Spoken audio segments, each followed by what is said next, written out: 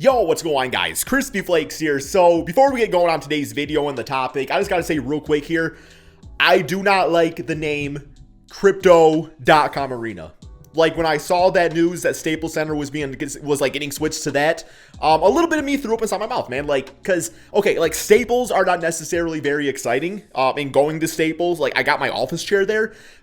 But when I just think of Laker basketball, I think of Staples Center, man. So, yes, was not too happy about that news. And, like, full disclosure, I have nothing against crypto. I have some minor investments in it and stuff like that. But, man, the Crypto Center or the CryptoArena.com or Crypto.com Arena, like, it's almost as bad as going from the Palace of Auburn Hills to the damn Little Caesars Arena. But here we are, man. Here we are. It's all business and stuff, right, man? But, okay. So for today's video, we're going to talk about, 10 players that are probably going to get traded next. So it was an article by Bleacher Report. They gave a list of 10 names.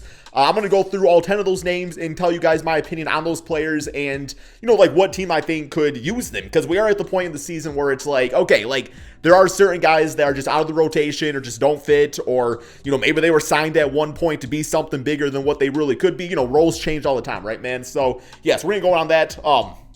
But also, if you don't mind leaving a like on the video, of course, subscribe to the channel. Obviously, I'm switching up, the direction of the channel here a little bit with NBA discussion. So your guys' support on that is greatly appreciated and super important, for the longevity of this channel, man. Thank you all so much for that. But okay. So, got my phone here, man. So the first player listed on Bleacher Report is actually a member of my favorite team. And that is Hamio Diallo, man. Diablo, I think his nickname is. So yeah, Diallo came on the team, I believe it was last season or something like that. And, athletic type of shooting guard, small forward, wing player type, can sometimes knock down the corner three. Like, I was actually a fan of him last year. He had some nice rebounding games and stuff like that. But the fact of the matter, he's been out of the rotation this season. And I don't know if it was just like a realization that, the Pistons were a little surprised to get Cade Cunningham in the draft, like to get like number 1 overall pick. And maybe that kind of just was like, okay, like Diallo's no longer part of the future, because at some point you got to make some sort of, cut in the roster and everything like that, right, man? So, yes, but also importantly enough, too, Diallo reminds me so much of somebody like a Bruce Brown on the Brooklyn Nets. Somebody that you're not going to, like, rely on to get you, like, 20, 30 points. But, he's going to have those games where he plays great defense, can grab some rebounds, and be like that glue guy on the team, right, man? I really feel like that's the full potential of Diallo. And I think Diallo also has to realize, too, he's always going to be one of the most athletic players on the court. And when you have that, like, you have the tools to be a great defender. Prime example, Andrew Wiggins of the Golden State Warriors. Like, once, like Steve Kerr was really to get, and even Draymond Green, I'm sure, too, had a big influence on, too, was really able to get, like, the most out of him defensively. So I feel like Diallo needs that type of thing also. But as far as, like, a team fit for him getting traded, I would love, to him to go to a team like, I don't know, man, like the Atlanta Hawks. If he could really embrace athleticism and defense and run up and down the court with Trae Young, I think that could be a big-time asset. So I like that fit quite a bit, man. Next up, and some of these guys are going to be guys that you probably already know about as far as like being mentioned and stuff. Next up, we talked about this one the other day, so I'm not going to go too far into it. Marvin Bagley, he's out of the rotation completely with the Kings.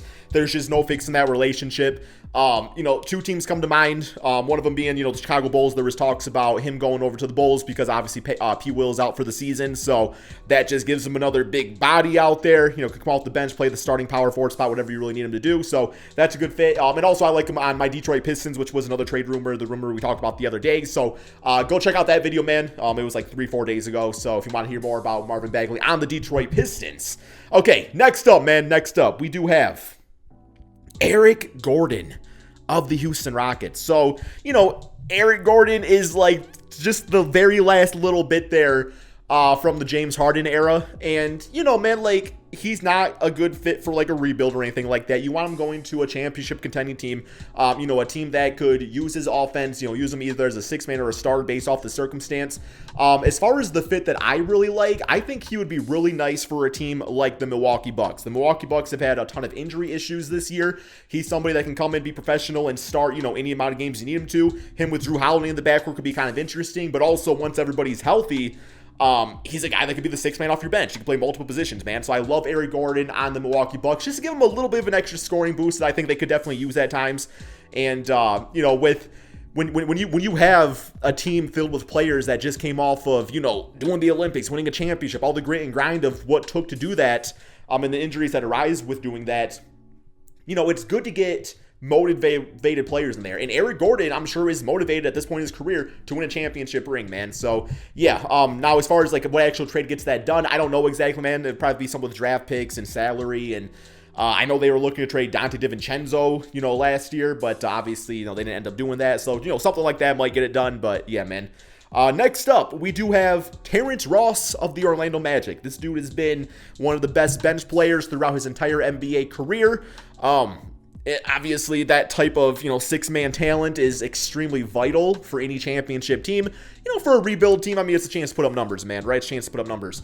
So as far as, like, Terrence Ross, where he could get traded to, I really like the idea of him over on the Boston Celtics. Because, once again, the Celtics, Jason Tatum at that time has struggled with the shot this season. Jaylen Brown's been out with injury. They lost, scoring with, Kemba Walker and Evan Fournier. And, yes, Dennis Schroeder's been okay at times and everything like that. I just think they need that go-to veteran scorer off the bench. And, Terrence Ross definitely fits that bill. So, like the idea of him over there. Okay, next up, man, we do have Buddy Hield of the Sacramento Kings. So, Buddy Hield's been on the trade block for a while now. I mean, when it comes down to it, like, his contract's not my favorite. It's not my favorite contract in the NBA. It's not the worst either, though. But with Buddy Hield at this point, if you want a guy shooting, 10 to 15 three-pointers a game and knocking down an okay percentage of them at times, then you look at Buddy Hield, right? So, yes, I like him more to catch-and-shoot type of circumstance. There's a lot of teams that could use Buddy Hield as fact of the matter. But one team in particular that I kind of like is maybe a team like the Dallas Mavericks. Another guy that can play off Luka Doncic. Look at a few years back, like Seth Curry when he was on the Mavericks playing off Luka. He had really good seasons, and Tim Hardaway's had some of his best seasons playing with Luka. I just feel like Buddy Hield, the way he plays the game of basketball, would mesh nicely not only with Luka, but also even Kristaps Porzingis and just kind of spacing the floor just a little bit more, right, man? So I like that fit quite a bit.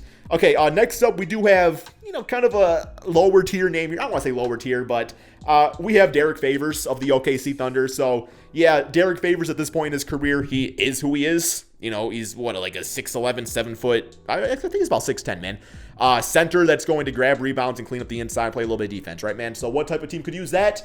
Pretty easy. The Brooklyn Nets. The Brooklyn Nets need some more height on their team. They need some more veteran height. Blake Griffin's fine. I do not like him at the long term at the centers, especially with his injury history. Claxton's been out and stuff, man. They also, I don't know, man, just like, they just need something else there. I feel like they could probably get Derrick Favors if they really went out and tried their best. But I think his contract's like $10 million a season or something like that. So definitely some things have to be done there too.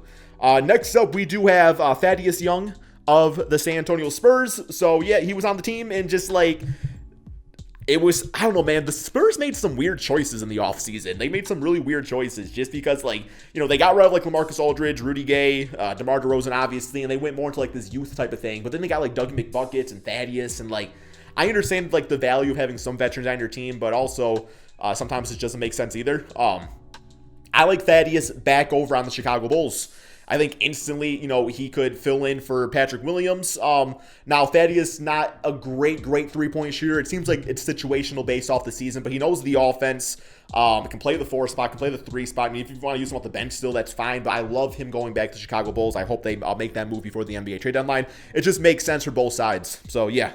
Okay, next we do have Goran Dragic of the Toronto Raptors. So I think just recently he started playing some games with the Raptors, but there was a while there where he was getting a lot of like DNPs and everything.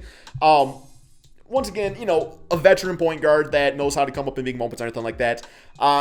I like him on the Dallas Mavericks. That's been kind of the easy answer. The team that, he kind of has some connections to in the past. I don't see any reason why he should not, still be pursuing that type of team. It just kind of makes sense. Now they got like Jalen Brunson and everything, but I still think a guy like Dragic works in the lineup and the way he plays would work nicely. So yeah, I like that.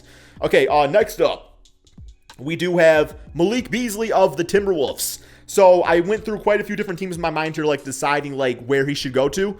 I came up with, a team that's actually been pretty damn successful. So it's like you don't want to like do too much of a change, but I really like Malik Beasley going to a team like the Clippers because obviously Kawhi is out probably for the season. I don't know if he might be back by playoff time, but because going into the playoffs, if Kawhi does come back, you don't want Paul George to be like completely just like fatigued and everything like that. But like Malik Beasley, fact of the matter, on any given night can give you 20 points. So, but you also don't need him to do that all the time either. So when you do need him to do that, it's like, okay, this is the guy we can rely on to score the basketball. And then once Kawhi's back, it's like, oh, okay, like Malik goes more into like role player mode. But I think that's another, just like simple offensive solution to add to the Clippers team.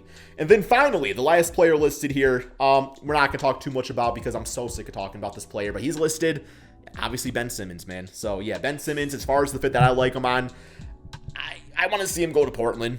Like, Portland's been so mediocre. They need to do something. They need to do something, man. I don't know if it's like a CJ McCollum trade or Norman Powell trade. I don't really know.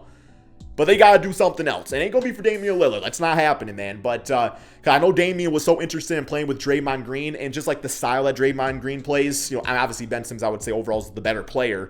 But the style, if you put him at the 4 spot and stuff like that, I think could be very similar, man. So, yes, that's all we have. That's 10 players that are most likely to be traded next and who they should be going to. So, that's all we got for this video, guys. If you don't mind leaving a like, of course, subscribing to the channel. Extremely important as we try to grow this series, this channel, all that good stuff, man. Thank you all so much for watching. Hopefully, you guys are all enjoying these videos, and peace out.